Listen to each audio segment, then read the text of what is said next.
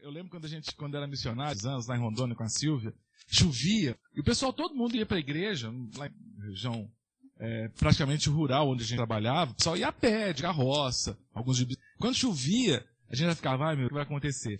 E tinha a igreja onde a gente tem um chamado relatório de escola dominical, que na hora da escola dominical tem a supervisora da escola dominical, o superintendente que lê. Domingo, dia tal, tempo chuvoso. Isso aí já era desculpa para dizer que tinha pouca gente na igreja. Dava um relatório, tantas pessoas, tantos adultos, tantos número de bíblias, as pessoas tinham que mostrar a Bíblia, número de revistas da escola dominical. Mas eu confesso que no começo, eu falava assim, meu Deus, tem pouca gente, ou ai que legal, tem muita gente. Eu tenho aprendido, caminhada cristã, importa ter as pessoas que Deus trouxe. O que eu trouxe, que eu vou trazer para vocês, não foi específico para nenhum de vocês. Eu não pensei na Mônica, no Jó, preparar essa mensagem. Deus me deu esse texto, me deu essa mensagem, trazer. E não necessariamente ela vai se aplicar para hoje, mas com certeza ela pode ter uma aplicação para você no médio prazo. O importante é que ela fique gravada. A Mari ficou zoando comigo, né, porque eu estava ouvindo uma música, se bem que eu sei a Juliana também começaram, né? Que música que é essa? Essa música de velho. É música de velho. Música de velho, porque as músicas antigamente, e essa música nós vamos ouvir, que é do Salmo 32, a Bíblia, era uma Bíblia cantada.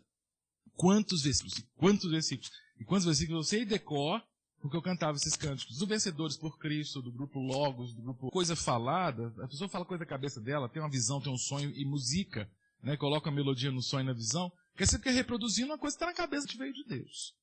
Então, com o momento aqui, é importante que a palavra de Deus, primazia, ela seja pregada com fidelidade. Participar é um privilégio no grupo menor e com certeza você cresce muito mais assim. Bom, vamos começar com o Jornal Nacional de anteontem. Não sei quantos viram. Eu não vi porque eu estava na sala de aula, mas depois eu vi no YouTube. Mas por que eu peguei isso aí? Porque eu estava na internet olhando e vi essa notícia que me chamou a atenção. Toca, por favor, ô Fred. Porque nós somos capazes de superar. O Brasil tem uma imensa força. Primeiro, porque nós somos a 7ª economia do mundo.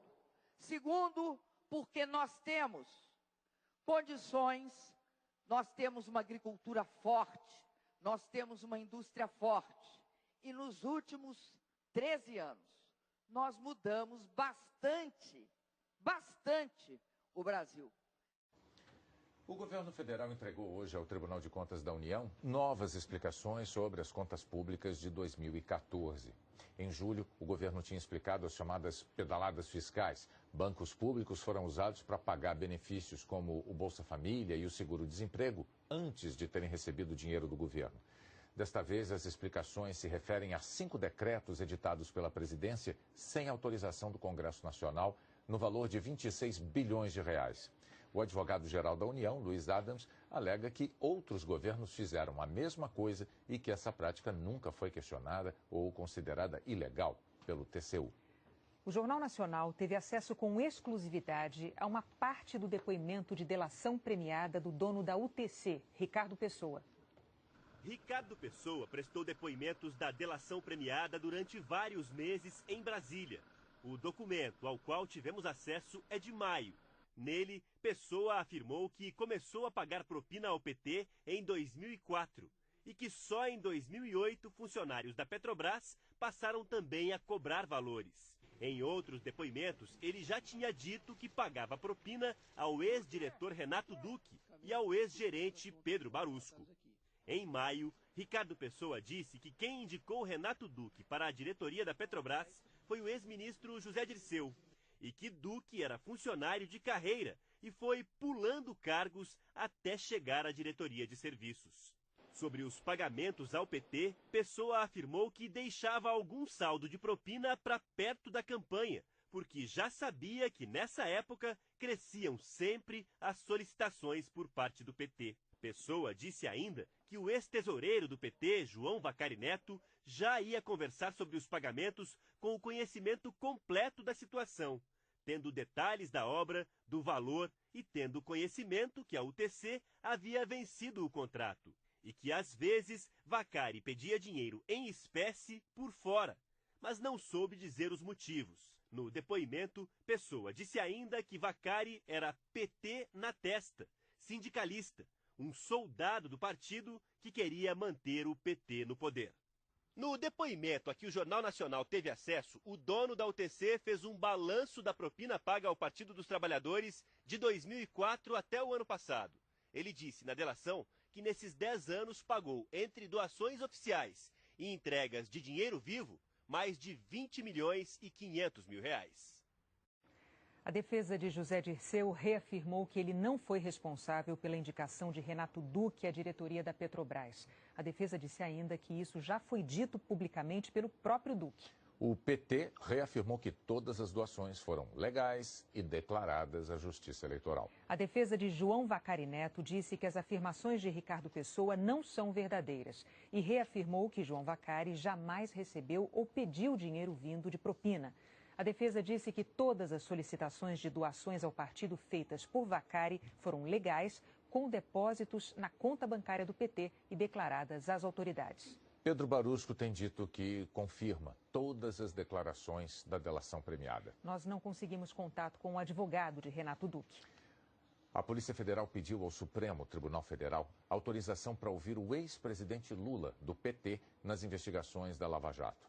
O relatório alega que o ex-presidente pode ter se beneficiado do esquema, obtendo vantagens para ele mesmo, para o Partido dos Trabalhadores e para o governo, com a manutenção de uma base de apoio sustentada às custas de negócios ilícitos na Petrobras. O Supremo vai decidir se aceita esse pedido da PF. O ex-presidente Lula está em Buenos Aires e disse que não foi comunicado oficialmente sobre o documento da Polícia Federal. O ex-funcionário da Petrobras, quanta Celso coisa Araripe, podre, né? deixou a prisão para Curitiba por Essa determinação do questão da Operação Lava Jato, cada dia envolve mais pessoas, chegou onde muitos achavam que chegaria, na presidente Dilma e no ex-presidente Lula. Lula nega, como a Dilma negam, que se beneficiaram de todo esse dinheiro. Vocês viram os valores? São bilhões, a gente não consegue nem quantificar isso assim na nossa cabeça pelo número de propina, dinheiro colocado por fora para se aprovar contratos. Por exemplo, não sabe, vou dar um exemplo muito simples aqui. Nós temos que arrumar o telhado. E a empresa que deu problema lá vai arrumar. Eles vão contratar alguém. Então o que acontece? Alguém pode chegar assim e falar o seguinte, olha, contrata a empresa X, né, que você paga 200 mil reais aí para fazer o telhado, e eu te dou por fora 10 mil reais. Então o que acontece? Por contratar aquela empresa, você ganha uma propina. Você deveria contratar a empresa que faz o melhor serviço pelo melhor preço. Mas você acaba contratando a empresa que paga a propina. Foi isso que aconteceu com a Petrobras. Diversas empreiteiras, construtoras, receberam contratos para perfurar poços, para construir usinas, e ganharam essas concorrências porque molharam a mão dos caras por fora. Isso é propina, isso é corrupção. Mas o presidente Lula nega, né, peremptoriamente. Não participei disso. Dilma também. Você viu que a fala anterior dela, os últimos 13 anos foram de melhoria no Brasil. Você viu o discurso? Que é os últimos 13 anos do PT no governo. Aí vem aquela pergunta. A Dilma e o Lula estão envolvidos nisso ou não? Zé Dirceu jurava que não estava envolvido. Já entrou na segunda rodada de prisões. Até prova em contrário, Dilma e Lula são inocentes. Mas eu tenho certeza que se culpados forem, esse negócio vai aparecer. Eu estava lembrando essa semana, e aqui não tem mágoa nem rancor, tá, gente? É só uma ilustração. A Maria era bebezinha, então, isso há cerca de 16 anos, 17 anos. Um pastor chegou para mim, a quem eu tenho muita consideração, muito respeito, mas ele chegou para mim e falou assim, você mente, você está mentindo na minha cara. Eu olhei para ele e falei, não acredito que você está falando isso. Era um negócio tão bobo que ele estava falando que eu estava mentindo, né? Ele falou assim, você mente, gritava na minha frente, na minha casa. Eu só virei para ele e falei, Deus está vendo. E Deus está vendo mesmo. Já são 16 anos. Se eu tivesse mentido, ou mentindo, a mentira já teria aparecido. Ontem tive que fazer um contato, ou queria fazer um contato com um pastor para levá-lo no programa da televisão. E estava sem o telefone dele. Comecei a pesquisar, falei, deixa eu achar o telefone dele na internet. E E procurando para ver se eu achava o nome da igreja, eu achei um blog com o nome dele. Eu falei, vou ver que é o blog dele. O que eu vi é um blog que menciona o nome dele, mas é um blog de autoria desconhecida. É um anônimo que fez o blog. Mas fala tanto podre desse pastor. Mas é tanto podre, gente. E eu conheço esse pastor, foi meu colega de mocidade. Eu fiquei chocado. Estou pensando depois em procurá-lo, porque as acusações já são de 2, 3 anos. Né? Mas uma coisa eu sei. Se a acusação é verdadeira, isso vai vir à tona. Agora o problema é que até vir à tona, a reputação da pessoa é jogada na lama. A gente tem que tomar muito cuidado com o que a gente faz. Seja de acusar uma pessoa sem ter prova. Seja de termos coisas erradas na nossa vida, pecados, e ocultarmos esses pecados. Achando que eles permanecerão ocultos o tempo inteiro. A mensagem de hoje vai mostrar que não. Não há pecado que fique encoberto por todo o tempo. Tem uma frase que você já deve conhecer. Diz assim, você pode enganar algumas pessoas por muito tempo. Pode enganar muitas pessoas por pouco tempo.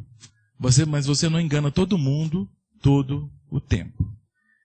O problema com o presidente Lula, e o ex-presidente Lula e a presidente Dilma, é que a história deles está repleta de mentiras. Inclusive, Dilma admite que mentiu para defender os colegas dela na época que ela era guerrilheira. Mas ela diz, não, mas eu menti sob tortura. O Lula já admitiu mentira, mas não foi sob tortura, não. Olha só o que o Lula disse numa palestra lá no Instituto Lula, que é uma organização que ele preside. Eu cansei de viajar o mundo falando mal do Brasil, gente. Era bonito a gente viajar o mundo. No Brasil tem 30 milhões de crianças de rua. No Brasil tem 30 milhões. A gente nem sabia, tem não sei quantos milhões de abortos. Era tudo clandestino, mas a gente ia citando o número. Sabe? Se o cara perguntasse a fonte, a gente não tinha, mas a gente ia citando o número. Eu não esqueço nunca, eu estava debatendo o Roberto Marinho e o Jaime Lerner em Paris. Mas eu estava dizendo, porque no Brasil tem 25 milhões de crianças de rua. Eu era aplaudido calorosamente pelos franceses. Quando eu terminei de falar, o Jaime Lerner falou assim, ô Lula, não pode ter essa de rua, Lula. Porque senão a gente não conseguiria andar nas ruas, Lula. É muita gente. E foi com muita alegria que o meu amigo José Graziano, o diretor-geral da FAO, era meu ministro, ele pode contribuir para que a gente possa começar a acreditar que é possível acabar com a fome em qualquer país.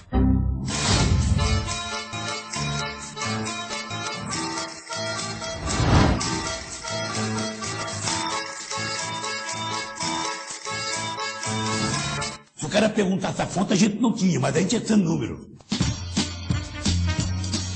Pode parar. O que ele reconheceu em público? Que ele fez o quê? Mentira. Se vangloria.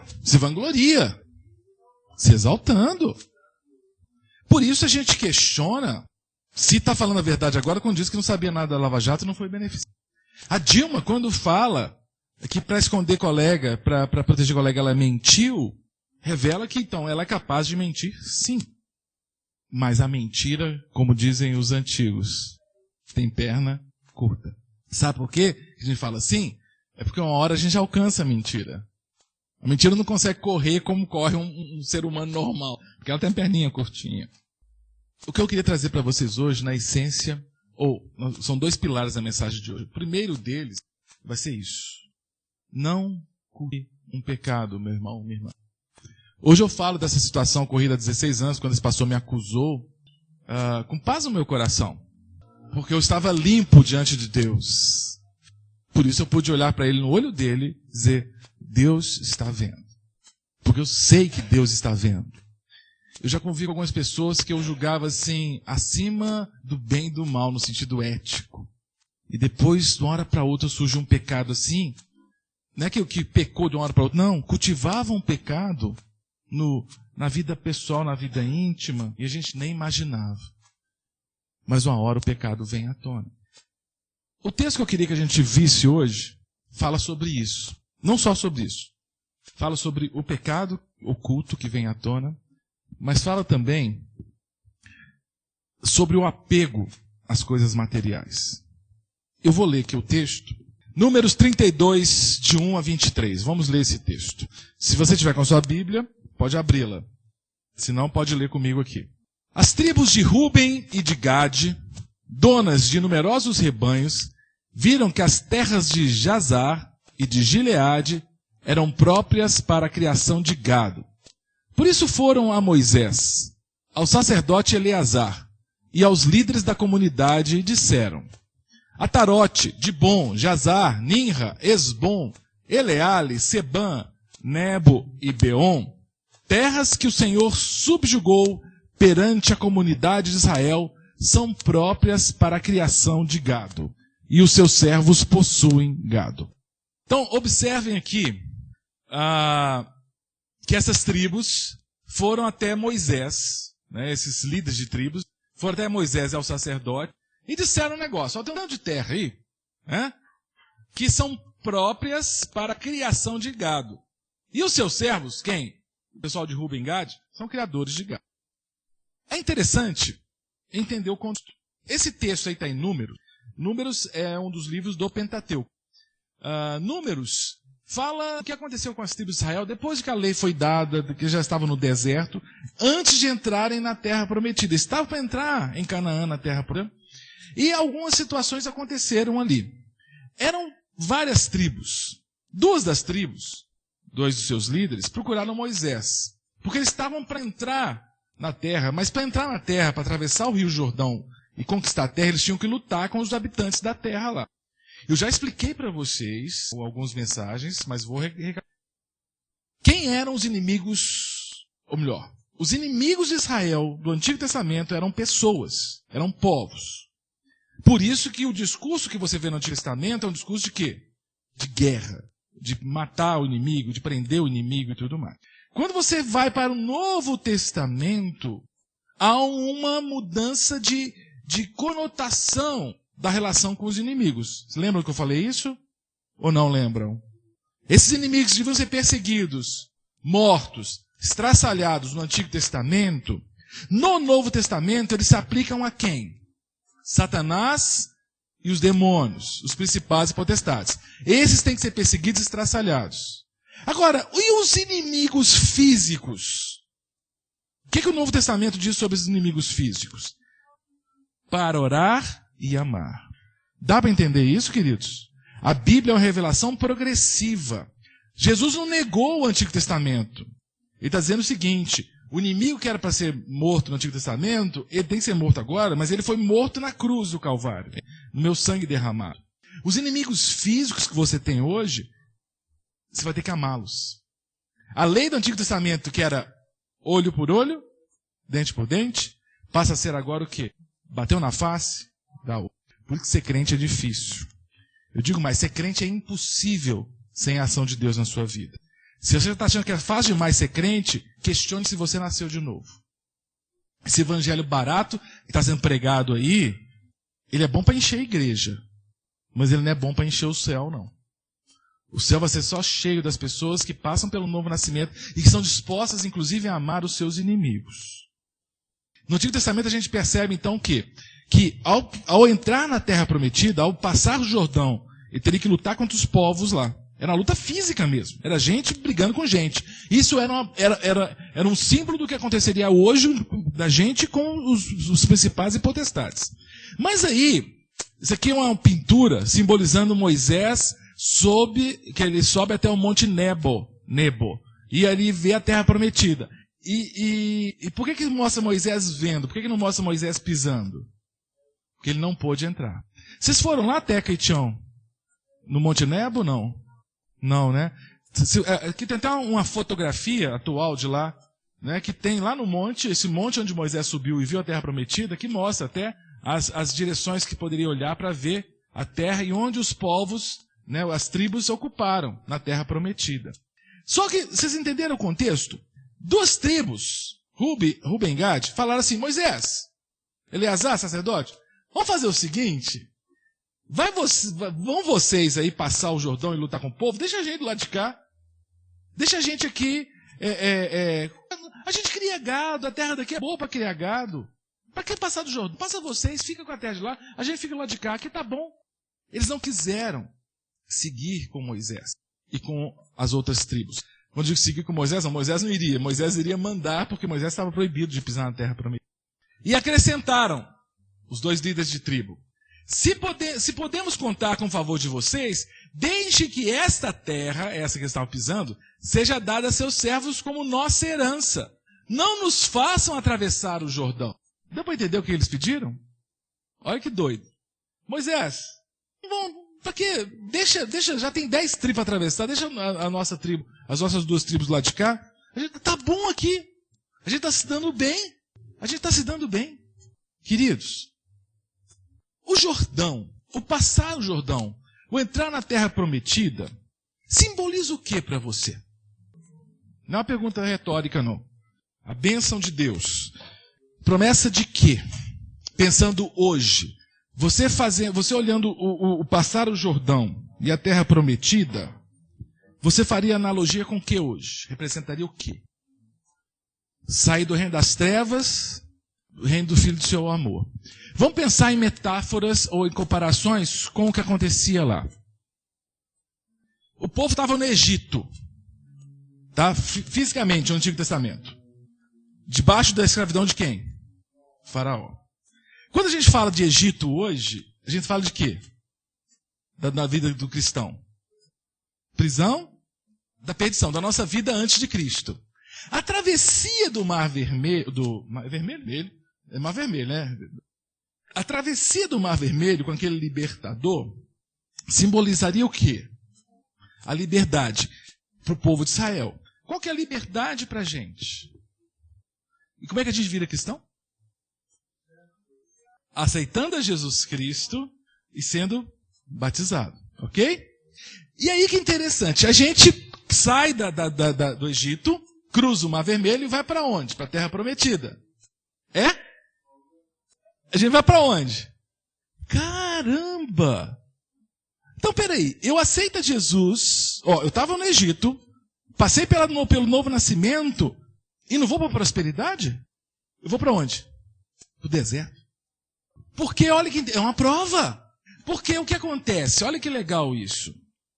O povo saiu do Egito, mas o Egito não saiu do povo. O deserto serve para quê? Purificar. Tirar o Egito do coração do povo. Não é isso que aconteceu no deserto? O que o povo falava no deserto? Passava um tempinho e já começava. Mas era mais feliz lá. Que saudade do Egito. Quanto crente, eu boto entre aspas, não tem saudade da vida antes de Cristo, pretensamente, se ele passou pela conversão? Que saudade! Lá era bom! Murmura, como o povo murmurou, constrói para si bezerro de ouro. Eu não idolatro, aí não tem Nossa Senhora Aparecida, não tem São João Batista não, mas idolatra ídolos gospel. É o Egito dentro das pessoas se manifestando. E aí, eu pergunto, o que é a terra prometida? O que é passar o Jordão? Eis que o silêncio paira. Se fosse na rádio, eu ia pedir, coloca o grilo aí. Pode falar, se errar não tem problema. Não, vamos tentar, vamos levantar as hipóteses. Mas nascer de novo já foi no Mar Vermelho. Ele aceitou a Cristo quando você saiu do Egito. Você tem 2 possibilidades de interpretação aí. Primeira delas, que atravessar o Jordão, entrar na terra prometida, é se libertar mesmo desse Egito que está dentro da gente e poder desfrutar do melhor de Deus. Que não necessariamente é riqueza material, mas é a liberdade do Egito. Porque a verdadeira riqueza de Deus, eu vou mostrar isso para vocês aqui, não é riqueza material. É não depender da matéria para ser feliz. Outra hipótese é que passar o Jordão é morrer. É ir para a eternidade, ir para o céu. São 2 hipóteses, eu julgo, válidas. Mas o que é importante é o seguinte, 2 tribos chegaram para Moisés e falaram: Eleazar, que era o sacerdote, nós não queremos passar o Jordão, não. Deixa a gente aqui. Eles já estavam na parte da vida do deserto, que era uma parte melhorzinha, porque já dava para ter um gado, já tinham cruzado parte do deserto. Eles já tinham cruzado o deserto, eles saíram aqui do Egito, já tinham cruzado o deserto do Sinai, já estavam aqui na região desértica, mas muito árida, mas dava para ter gado. O caminho que eles estavam fazendo era esse aqui, ó. Eles vinham para cá, para a terra de Moabe, para depois atravessar o Jordão aqui. Tá vendo Jericó? Aqui que era a terra fértil. Era e é. A turma falou, queremos ficar aqui. numa região mais árida, mas dava para criar gado. Eles falaram assim, tá bom aqui, tá bom, para que ir para a terra? Para que ir para... Fica vocês lá. Qual será a analogia que cabe aí? Parece que pessoas que saíram do Egito, passaram pelo novo nascimento, mas não querem tirar o Egito de dentro de si. Não querem tomar posse da terra prometida. Entenda essa terra prometida como o novo como morrer e estar com Jesus no céu, ou entenda essa terra prometida como ter a plenitude de vida de Deus hoje aqui, que não necessariamente é riqueza material. Tem gente que prefere estar apegada às riquezas aqui, nesse mundo, do que desfrutar de tudo que Deus tem para ele. Mesmo nesse mundo, que é uma vida livre das riquezas. Cássio, livre das riquezas? É livre do poder das... Eu coloquei esse bichinho aqui que eu nem sei. Que bicho que é esse? É um esquilo? O que é? Era do Gelo. Você sabe o nome desse bicho? Ah, é um bicho lá. É meio esquilo, né? Quem já viu o desenho... Pikachu, como é que chama esse bicho? Pikachu? Esquilo, então tá. Então olha só, esse bichinho é muito engraçado no filme. Quem não viu o Era do Gelo, o desenho, veja que é muito engraçado. Ele pega essa noz aí, ou sei lá como é que chama esse negócio, eu acho que é uma noz. É a noz. E ele é tão apegado a essa noz que ele provoca desastres absurdos só para conseguir pegar essa noz. Ele é apegado àquilo. Isso aí é uma metáfora da gente do apego aos bens materiais. Um cristão, ele pode ter uma noz. Ele pode ter um carro, pode ter uma casa, pode ter roupa. O problema é se ele tem apego a isso. Quando a gente se apega a isso, nós estamos com o coração ainda cheio de Egito. O coração cheio de Egito é aquele coração que confia nas coisas materiais. As duas tribos estavam cheias de Egito ainda. Elas estavam querendo o seguinte, tá bom aqui, vamos ficar aqui com as coisas materiais. Para que desapegar? Para que passar o Jordão e correr o risco de ter que lutar? Ter que brigar com os inimigos para conquistar essa terra? Algumas pessoas, essa frase é muito legal, são tão pobres que não tem nada além do dinheiro. Aquelas duas tribos tinham possibilidade de ter tudo, a bênção integral de Deus, mas eram pobres, porque o que elas queriam ter era só o dinheiro, a terra. Tem gente que é tão apegada ao bem material, que revela que mesmo frequentando a igreja, está cheia do mundo. Mundanismo não é só falar palavrão, tomar cerveja, tomar cigarro não, gente. Mundanismo é não confiar plenamente no Senhor. Essa semana, eu tive informação de duas profissionais do meu trabalho lá na faculdade, foram demitidas. Uma, inclusive, era coordenadora. E ela vinha em todas as reuniões, defendia a instituição. Sabe aquela que vestia a camisa da instituição? Deu uma balançada, eu falei, nossa, gente, se ela foi demitida. Mas às vezes é até um recado que a instituição dá para os trabalhadores. Ninguém aqui está seguro. Faça o que eu mando, senão você vai ser o próximo da fila. Isso é uma estratégia de poder. É uma estratégia de domínio. Agora a questão é essa. Isso é balança. Mas onde está a minha segurança? A gente não pode falar muito fácil não, né? A gente não pode falar isso muito fácil não. Eu pergunto, a minha segurança está no Senhor? Ou está no emprego? Conversei ontem com o Fred, que vocês devem lembrar que eu falei da questão do público, né? Muitos confiam no emprego público e o emprego público é o Senhor da vida deles. Muitos se matam para passar no emprego público, achando que vai resolver os problemas de suas vidas. Não pode ser o seu Deus. O esperto aqui tinha um emprego público concursado, abriu mão para pegar uma empresa em São Paulo, 2007, 2008. A igreja lembra dessa época, os que estavam aqui na época. Graças a Deus que eu não teci todos os meus sonhos aquilo, porque senão hoje eu estava frustrado. Porque deu errado. Quando você coloca o seu coração no que não é pão, no que não é o pão da vida de Jesus Cristo, você se frustra. Seja o seu emprego, seja o bem material, seja o seu time de futebol. Olha quanta gente está se matando hoje por causa desse jogo aí no Mineirão. Que bobeira! Um time ganha o campeonato, o Cruzeiro ganhou o campeonato, o que isso muda a sua vida? Se esse time acabar, muda a vida só dos profissionais que trabalham lá. Por causa da profissão deles, mas a sua não muda nada. E a pessoa chora, sofre. Isso é Egito. Quando isso nos domina. Não estou falando que você não pode gostar de time de futebol, que você não pode querer seu emprego. Estou dizendo o seguinte, se isso domina o seu coração, tire esse Egito do seu coração. Deixe Cristo entrar. Não se apegue às coisas materiais. Não deixe que o dinheiro, as coisas materiais te escravizem. Sabe, por isso que dar dízimo é tão difícil. Dar oferta é tão difícil.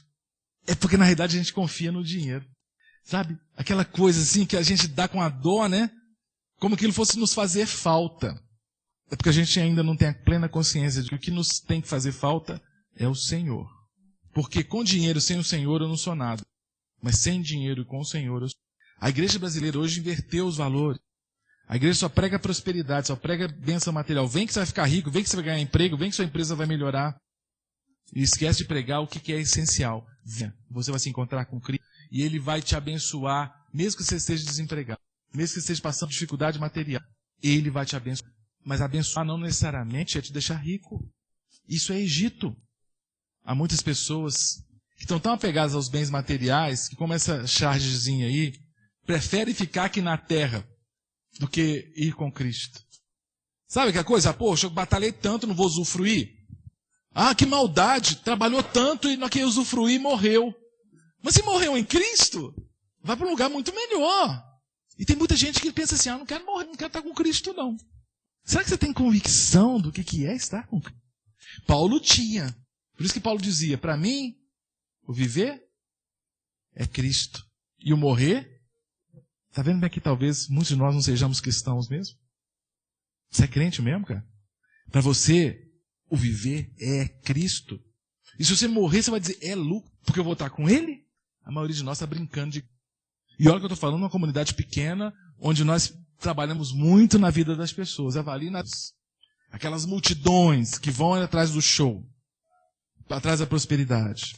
São as tribos de Ruben e Gade, que estão falando com Moisés. Moisés, deixa a gente ficar aqui, tá bom. Para que ir evangelizar? Para que ir fazer missões? Para que ajudar uma pessoa que não vai te dar nada em troca? Teve uma irmã essa semana que postou, não sei se foi Érica, que postou um vídeo do padre Fábio de Mello.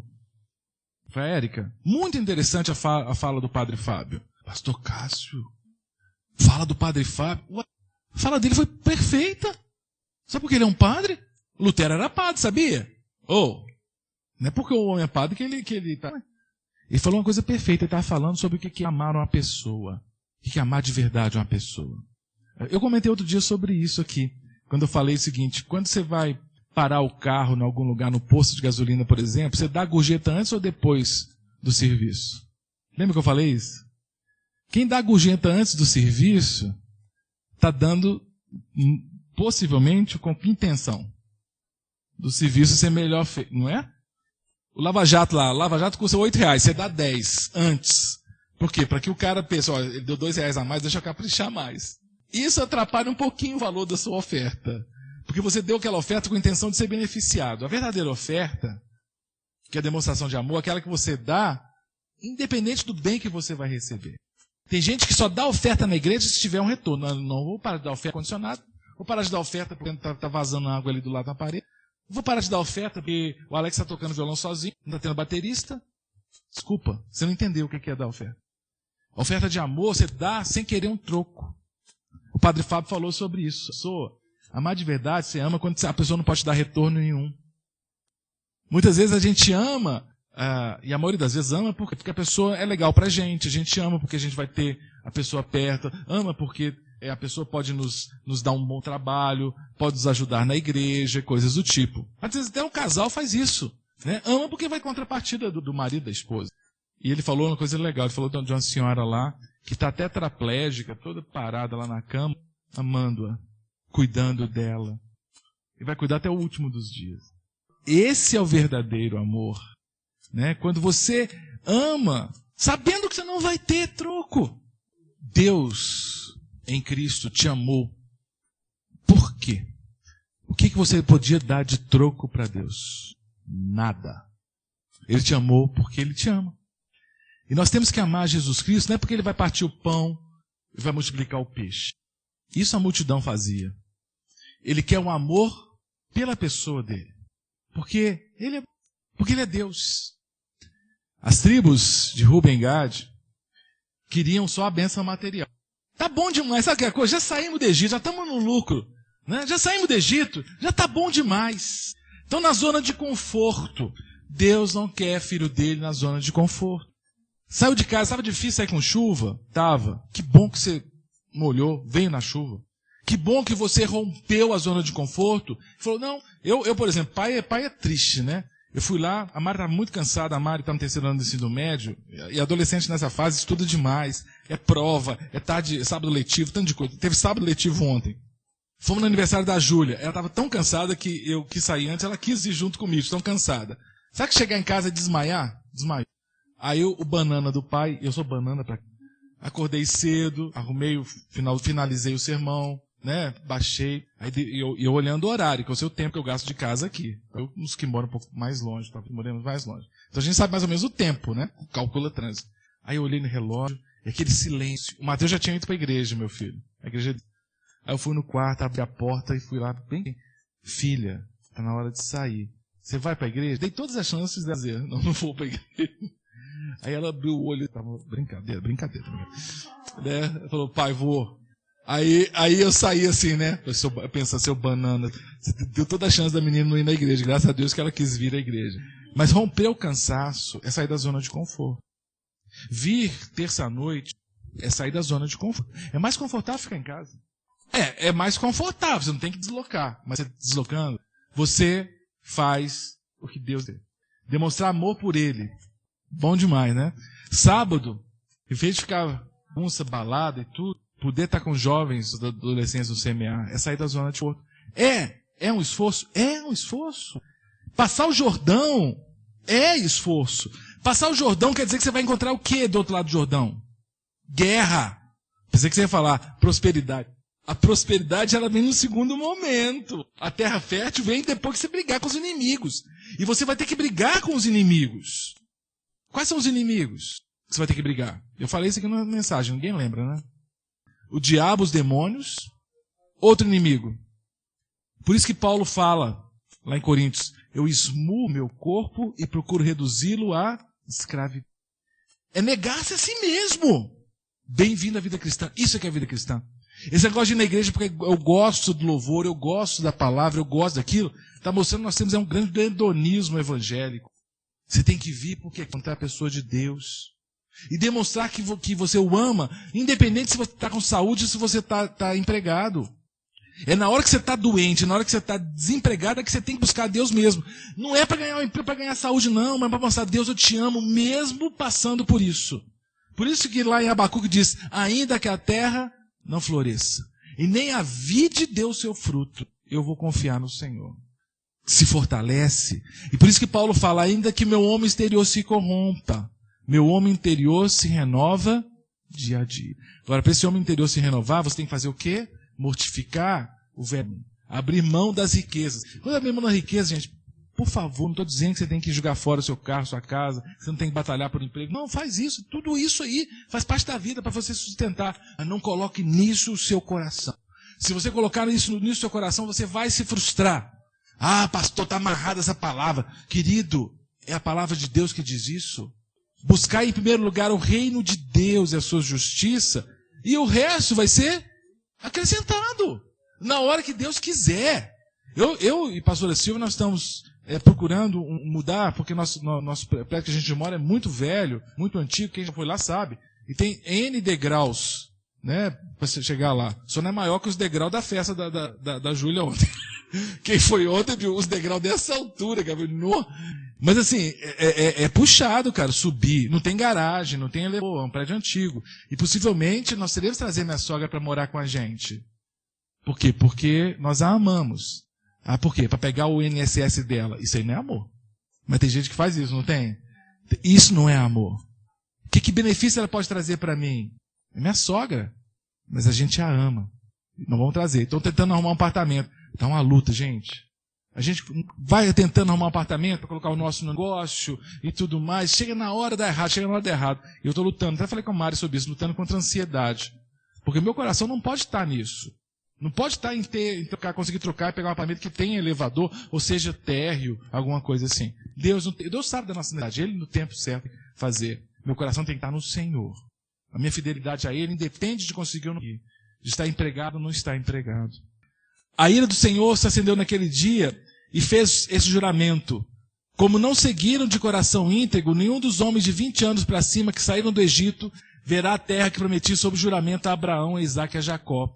com exceção de Caleb, filho de Jefoné, o quenezeu, e Josué, filho de Num, seguiram ao Senhor com integridade de coração. A ira do Senhor acendeu-se contra Israel, e ele os fez andar errantes no deserto durante 40 anos, até que passou toda a geração daqueles que tinham desagradado com seu mau procedimento. Percebam que o caminho era curto para chegar aqui, mas não deu certo para entrar. Eles demoraram 40 anos até que a geração que ficou com saudade do Egito morreu. A geração que ficou com medo de pagar o preço de entrar na Terra Prometida, que olhou os gigantes lá na Terra Prometida, que no Antigo Testamento eram os povos de lá, mas que hoje são quem?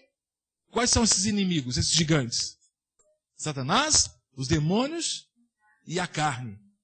Mesma coisa, você sabe o que está falando aqui? Está falando de Josué, os espias, você sabe dessa história, não sabe?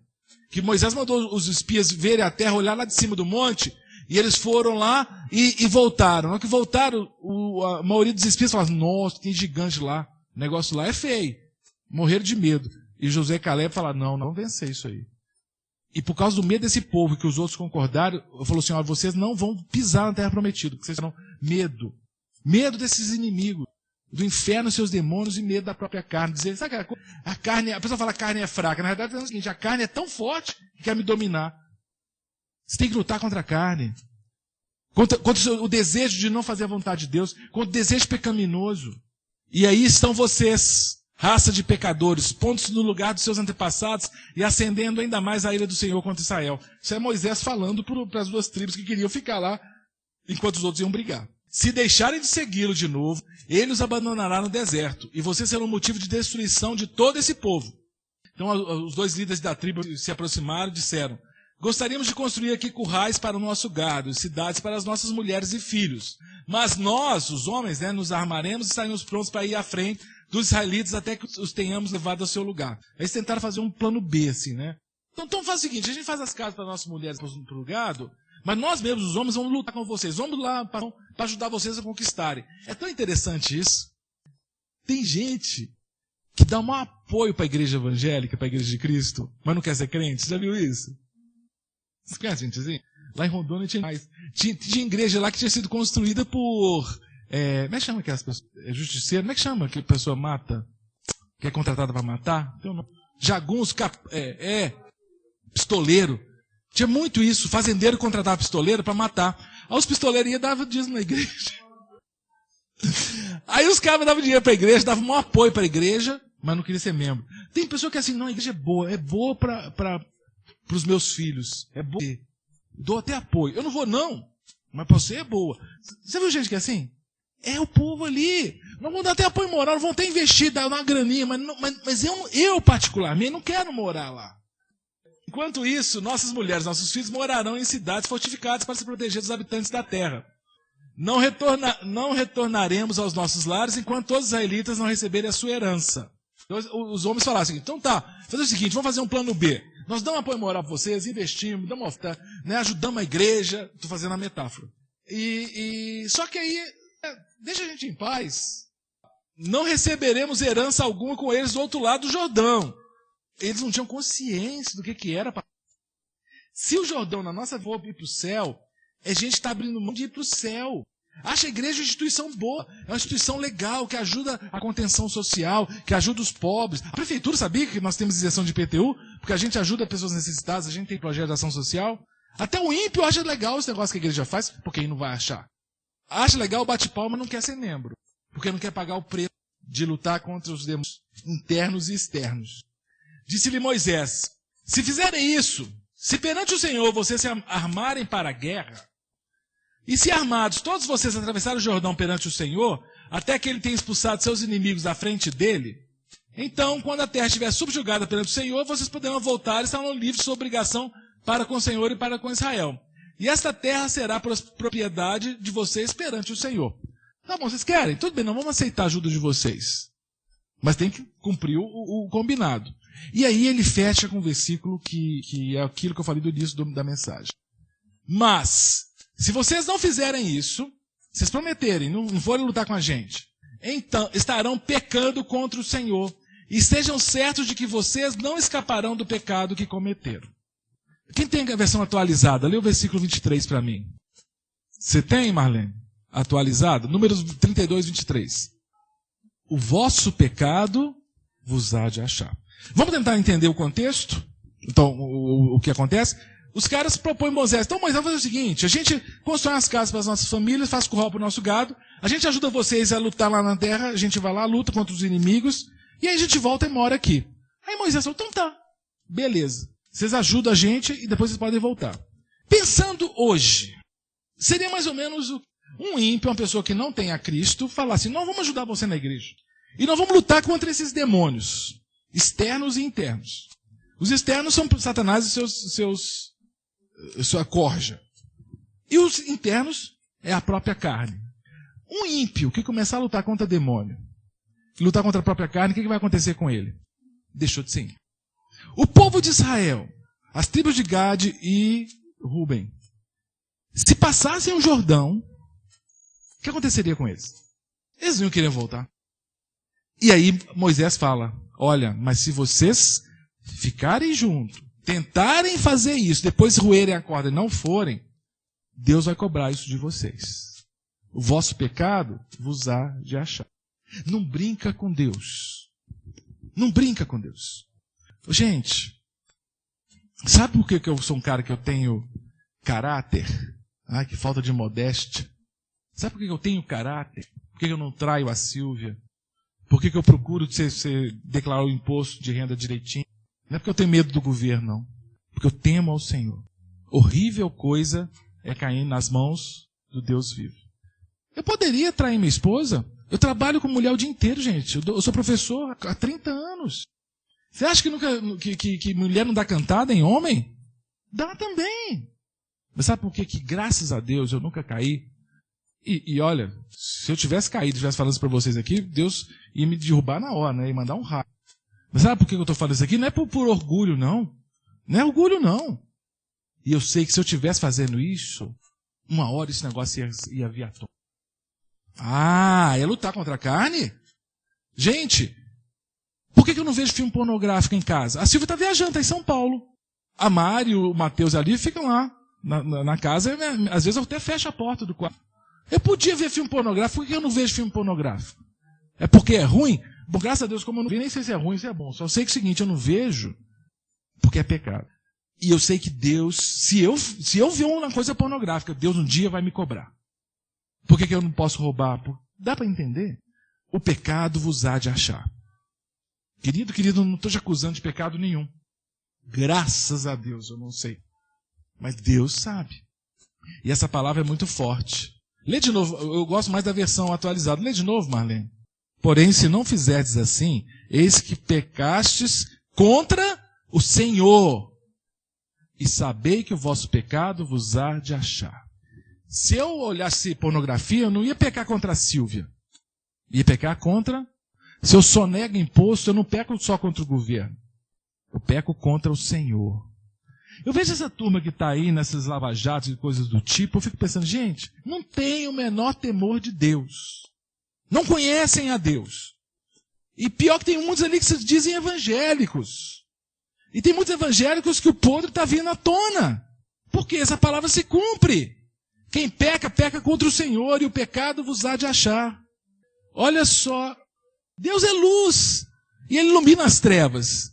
E não há podre que não apareça. É igual quando você está lá limpando a casa e entra um raio de luz do sol. Você vê tanta poeira que você não tinha visto antes. A poeira já estava ali.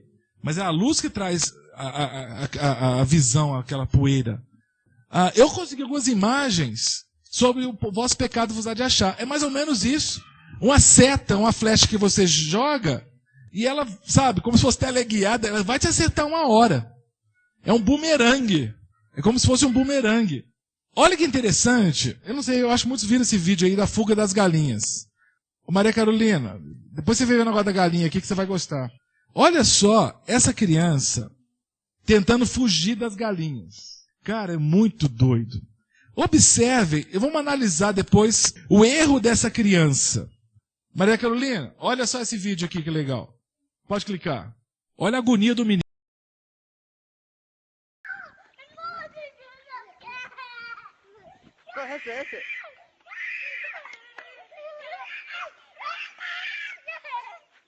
não.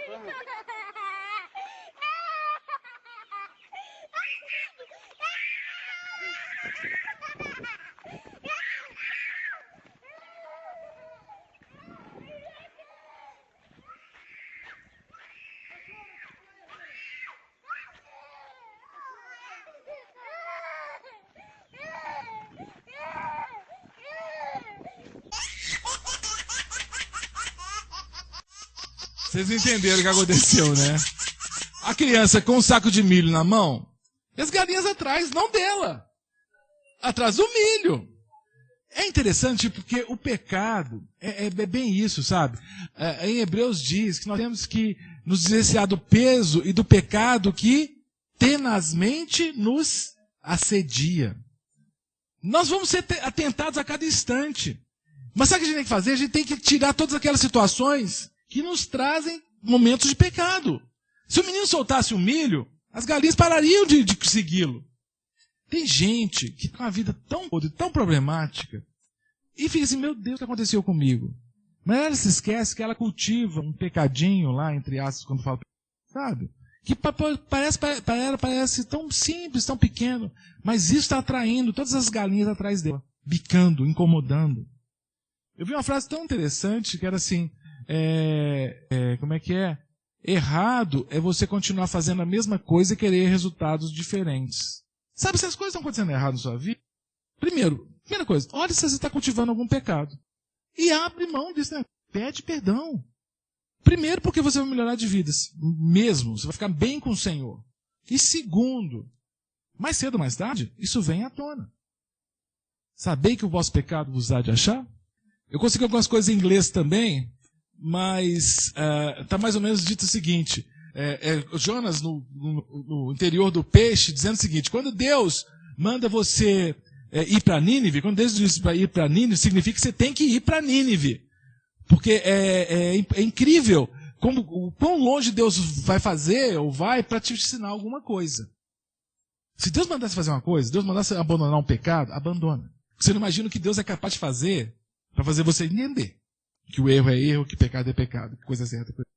Tem gente, por exemplo, que não desgruda a televisão, não vem para o culto, não vem para a escola dominical, não vem para o estudo bíblico por causa da televisão. Você permite até que queime a benção da sua televisão de LCD, LED novinha.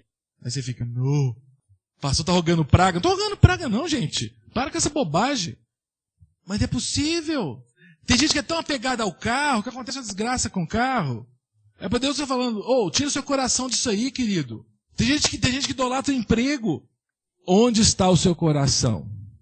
Sabe onde está o seu coração? Onde está o seu tesouro? O seu tesouro, o que é o seu tesouro, o seu bem maior? É o bem maior? É o Senhor? Ou são os bens materiais? O povo de Ruben Gad estava querendo muito mais o bem material, a terra.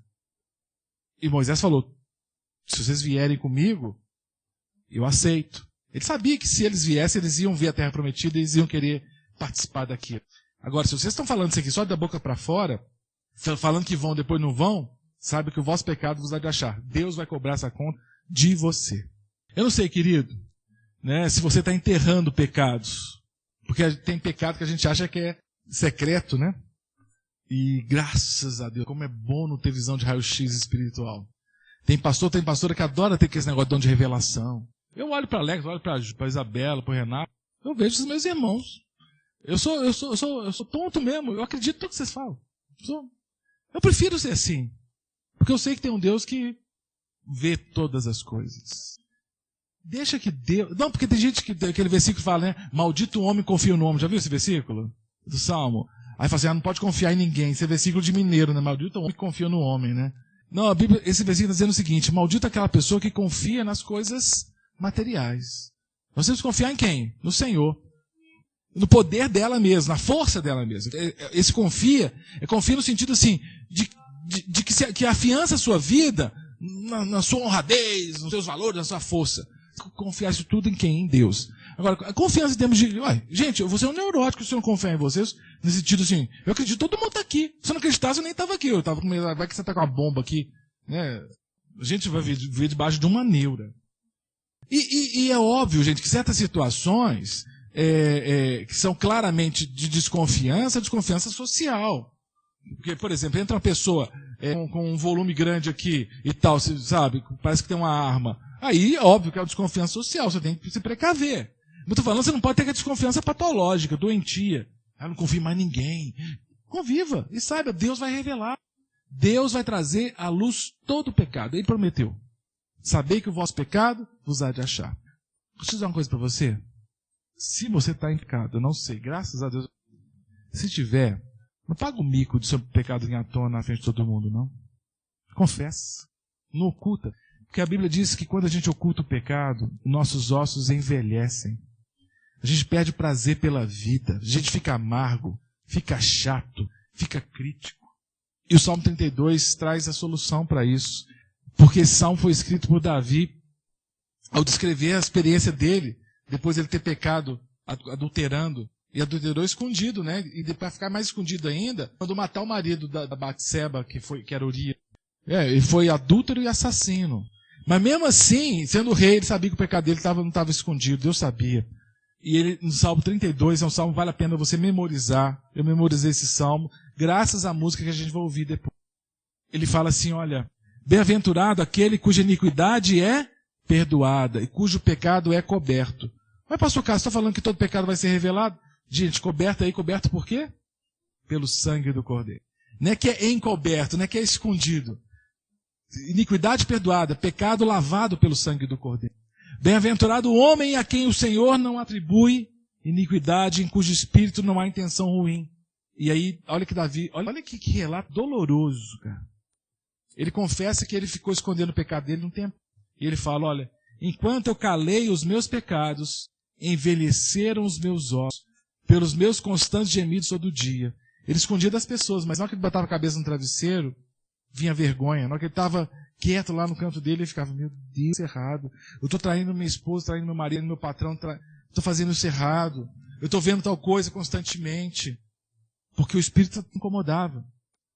Sabe por quê? Porque a tua mão, a mão de Deus, pesava dia e noite sobre mim. E o meu vigor se tornou em sequidão de estio. Os ossos envelheceram, a pessoa começou a se sentir fraca, sem prazer de viver. E pior que aí a pessoa fica crítica, fica chata, azeda, reclama de tudo. E aí a solução: confessei-te o meu pecado e a minha iniquidade não mais ocultei.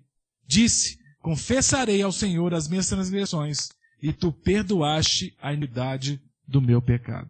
Queria que a gente ouvisse, eu não sei, talvez só eu que dessa música, do Vencedores por Cristo, né, que inclusive, ano passado morreu o Carlos Oswaldo, que foi o reitor, meu professor do seminário, que era do Vencedores por Cristo. Homens e mulheres que estavam no ministério de música com o único propósito: divulgar a palavra de Deus. Nenhum deles morreu, os que já morreram rico, morreu famoso. Mas eu tenho certeza que morreram felizes, porque cumpriram o chamado do Senhor. Se você conhece, junto cantar, ótimo. Se não, só ouça. No final eu vou fazer uma oração, tá?